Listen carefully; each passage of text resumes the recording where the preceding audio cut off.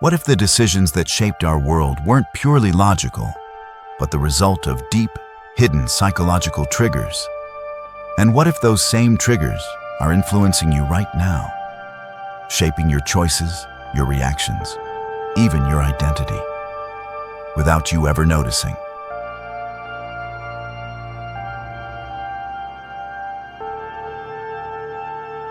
This is Psychobiography, the study of the mental patterns and emotional forces that drive human behavior.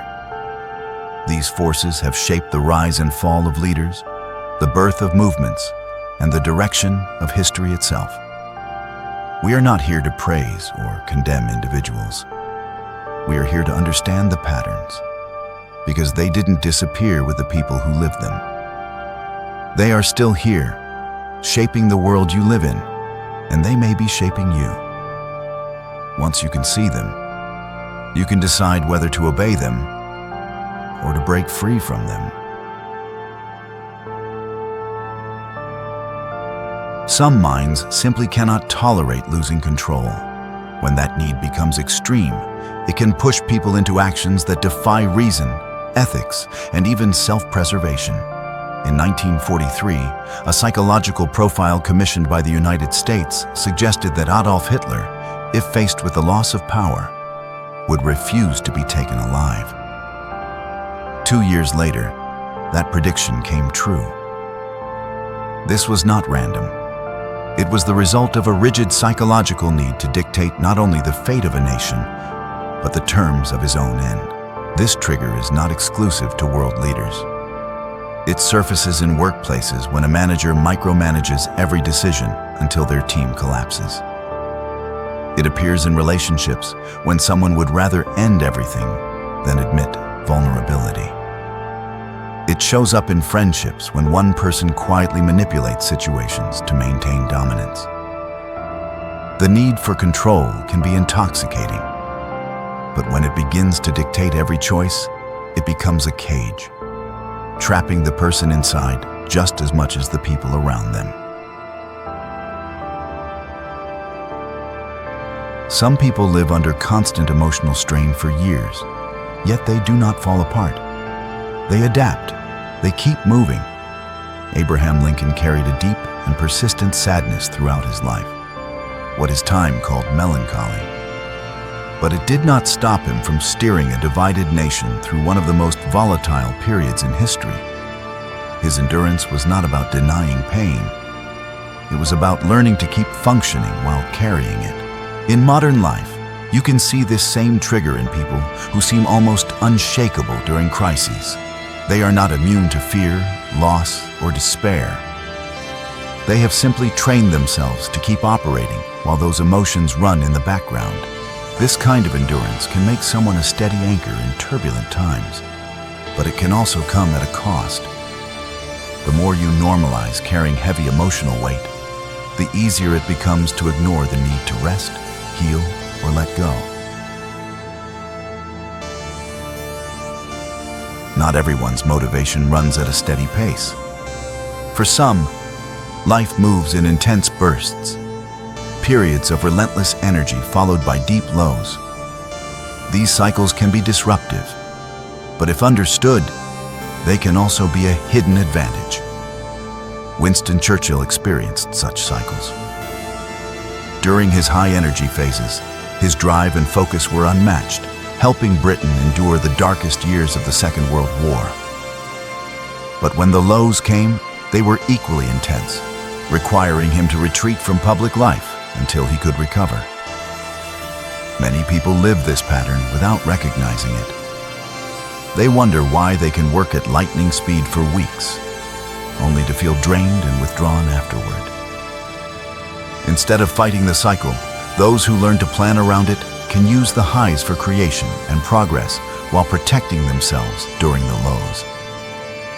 The danger comes when someone tries to deny their rhythm, pushing too hard in the wrong phase until exhaustion breaks them entirely.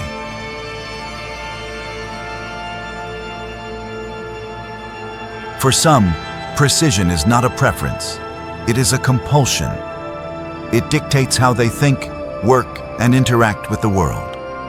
Nikola Tesla lived by strict routines and repetitive habits, channeling his focus into groundbreaking inventions. His attention to detail was extraordinary, but it also kept him isolated and sometimes consumed by minor imperfections that others would overlook. Precision was both his superpower and his prison. In the modern world, this trigger shows up in perfectionists who cannot release a project until it meets their exact standards. Their work is often exceptional, but the process can be exhausting, both for themselves and those around them. Precision can build masterpieces, but it can also destroy momentum. If you live by it, you must decide whether you are shaping it or whether it is shaping you. Some people respond to pain by hiding it. Others turn it into something the world cannot ignore. Frida Kahlo lived with chronic physical pain after a severe accident. And instead of masking it, she made it central to her art. Her self-portraits became bold declarations of her suffering and identity, transforming private agony into public truth. Transformation is not about denying the wound. It is about using it as raw material to create something enduring. You can see this trigger in musicians who turn heartbreak into songs, in writers who turn grief into novels, in activists who turn injustice into movements. Pain does not always need to be silenced.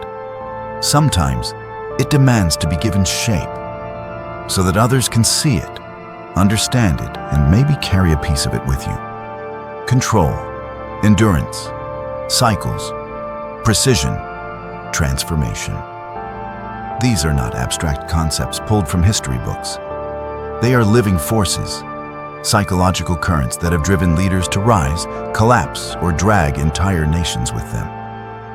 They have ignited wars, sparked revolutions, and shaped art that still speaks across centuries. They have built empires and torn them apart. But these triggers are not just history's concern. They are in your workplace, in your home, in the way you respond to fear, stress, and opportunity. Every choice you make, whether to act, to wait, to fight, or to walk away, is influenced by one or more of these forces.